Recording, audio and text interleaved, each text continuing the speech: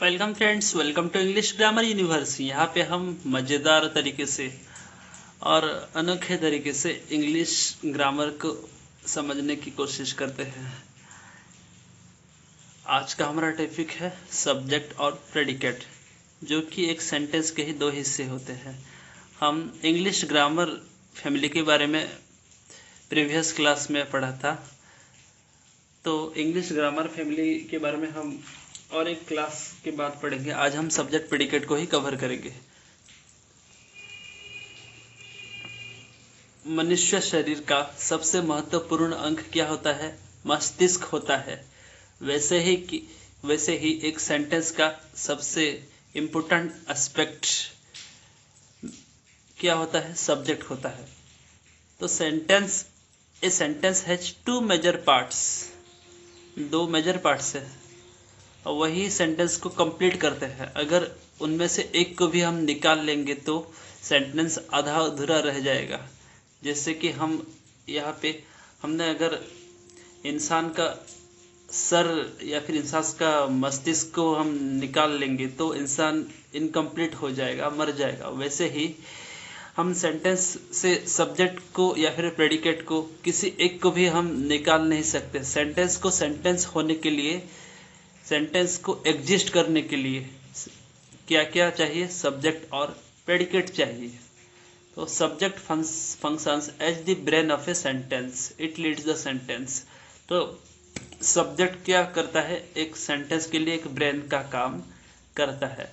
The remaining parts of a sentence are called predicate. तो subject को छोड़ देने से जितने भी बचे कुछ पार्ट्स हैं, रिमेनिंग पार्ट्स हैं, उन्हें हम प्रेडिकेट बोलेंगे। अभी हम सब्जेक्ट का डेफिनेशन देंगे। So what is subject in a sentence? What is a subject in a sentence? So the sentence tells us about the subject. The sentence is about the subject. Sentence हमें subject के बारे में बताता है। Sentence ही किसके बारे में होता है? सब्जेक्ट के बारे में होता है। जैसे कि यहाँ पे देखिए, Ram is an intelligent student, ये सेंटेंस है। तो ये सेंटेंस हमें किसके बारे में बोल रहा है? राम के बारे में ही बोल रहा है इस सेंटेंस, इसलिए राम हो गया सब्जेक्ट, और इज एन इंटेलिजेंट स्टूडेंट ये हो गया क्या? प्रेडिकेट हो गया ये। तो हम कंफर्म कैसे होंगे कि सब्जेक्ट यही है? मतलब मैं निश्चितता से कंफर्मेशन के साथ कैसे कह सकते हैं कि सब्जेक्ट राम ही है? तो हम क्या करेंगे? WH वर्ड्स का यूज करेंगे। WHOM whom, WHO who, WHAT what, WHICH which, ये सब WH वर्ड्स का यूज करेंगे और सब्जेक्ट को पहचानने की कोशिश करेंगे।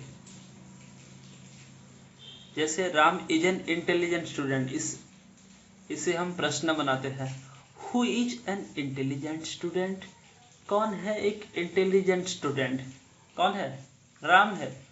तो ये जो WHO हु का मतलब कौन होता है? In Odia the meaning of WHO is के, मतलब who is an intelligent student. यहाँ पे हमने प्रश्न पूछा, तो इसका WHO हु का आंसर किसने दिया? राम ने दिया, इसलिए राम हो गया सब्जेक्ट और इज एन इंटेलिजेंट स्टूडेंट हो गया प्रेडिकेट। जैसे कि हमने पढ़ा था, सब्जेक्ट को छोड़ के बाकी भी जितने भी पार्ट्स, रिमेनिंग पार्ट्स हुए, उन्हें हम क्या बोलेंगे? उन्हें हम प्रेडिकेट बोलेंगे।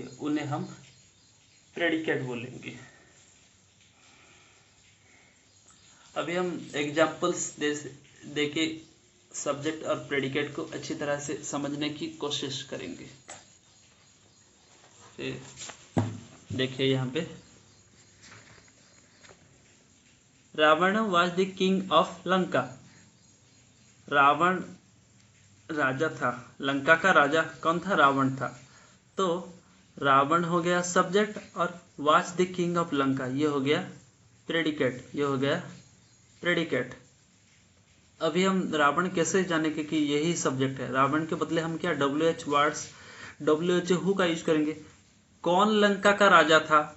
Who was the king of Lanka, तो इसका उत्तर क्या आएगा, इसका आंसर क्या आएगा, रावण आएगा। क्या, रावण आएगा। तो रावण हो गया सब्जेक्ट। अभी हमने पढ़ा था कि the remaining parts of a sentence are called predicate, मतलब सब्जेक्ट को छोड़ के, अभी हमने सब्जेक्ट को पहचान लिया है। सब्जेक्ट को पहचानने के बाद और जितने भी पार्ट्स बचे कुचे हैं उन्हें हम क्या बोलते हैं, प्रेडिकेट बोलते हैं, उन्हें हम प्रेडिकेट बोलते हैं। तो was the king of Lanka हो गया प्रेडिकेट और रावण हो गया subject. My sister is dancing, मेरी बहन नाच रही है, मेरी बहन नाच रही है। तो इस सेंटेंस किसके बारे में है, मेरी सिस्टर के बारे में ही है, इसलिए मेरी सिस्टर हो गई सब्जेक्ट और इज डांसिंग हो गया प्रेडिकेट। इज डांसिंग हो गया predicate. The teacher teachers us English, शिक्षक हमें इंग्लिश पढ़ाते हैं, शिक्षक हमें इंग्लिश पढ़ाते हैं। कौन पढ़ाते हैं हमें, हु टीचर्स अस इंग्लिश। तो इसका उत्तर कौन दे रहा है, द टीचर, ये वर्ड दे रहा है, इसलिए द टीचर हो गया सब्जेक्ट और टीचर्स अस इंग्लिश ये हो गए प्रेडिकेट। तो अभी हम और एग्जांपल लेंगे। मधु इज एन आइडियल सन, मधु एक आइडियल सन है, आदर्श पुत्र है। तो कौन एक आदर्श पुत्र है, मधु है, इसलिए मधु हो गया सब्जेक्ट और इज एन आइडियल सन हो गया प्रेडिकेट। क्योंकि मधु इस सेंटेंस किसके बारे में बोल रहा है, कौन एक आइडियल सन है, मधु है, इसलिए मधु हो गया सब्जेक्ट। और मधु किसके बारे में बोल रहा है, इज एन आइडियल सन, ये कौन बोल रहा है, मधु बोल रहा है, इसलिए इज एन आइडियल सन हो गया प्रेडिकेट और मधु हो गया सब्जेक्ट। अभी हम थोड़ा डिफिकल्ट सब्जेक्ट के और बढ़ेंगे। डिफिकल्ट मतलब कॉम्प्लेक्स, थोड़ा कंफ्यूजिंग है, मतलब थोड़ा लॉन्ग है subject. Shri Ram was the prince of Ayodhya who had killed Ravan, मतलब श्री राम जो अयोध्या के राजकुमार थे, श्री राम अयोध्या के राजकुमार थे जिन्होंने रावण को मारा था। अब देख लीजिए, श्री राम अयोध्या के राजकुमार थे, ये सब वर्ड्स एक ही व्यक्ति के बारे में ही हमें बोल रहे हैं, किसके बारे में, श्री राम जी के बारे में ही बोल रहे हैं, इसलिए Shri Ram was the prince of Ayodhya. ये सारे के सारे वर्ड्स हो गए, क्या हो गए, सब्जेक्ट हो गए। Then who had killed Ravan, जिन्होंने कि मारा था रावण को, ये हो गया प्रेडिकेट, अब देखिए, he has been playing football since 6 o'clock, वह फुटबॉल खेलता आ रहा है 6 o'clock से। तो कौन खेल रहा है, कौन फुटबॉल खेलता आ रहा है, ही, तो एच ही हो गया सब्जेक्ट और has been playing football since 6 o'clock हो गया प्रेडिकेट। तो हमने और एक क्या नया चीज जाना कि एक सब्जेक्ट क्या हो सकता है, एक नाउन भी हो सकता है और एक प्रोनाउन भी हो सकता है एक सब्जेक्ट। इम्पेरेटिव सेंटेंस की बात कुछ अलग है, जैसे कि वहाँ पे सब्जेक्ट हिडन होके रहता है, मतलब छिप के रहता है, मतलब वहाँ लिखा ही नहीं जाता है। इम्पेरेटिव सेंटेंस ऐसे सेंटेंस हैं जिन सेंटेंसेस में हमें किसी को क्या देते हैं, हम किसी को ऑर्डर देते हैं या फिर किसी को रिक्वेस्ट करते हैं या फिर एक सजेशन दिया जाता है इम्पेरेटिव सेंटेंस में, या फिर कुछ डायरेक्शन दिया जाता है, जैसे कि open the door, shut the window, close the door.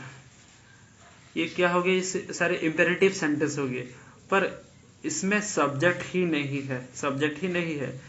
तो ये इनमें सब्जेक्ट क्या होगा, यू होगा। सब्जेक्ट क्या होगा, YOU। इम्पेरेटिव सेंटेंसेस में सब्जेक्ट क्या होता है, यू होता है।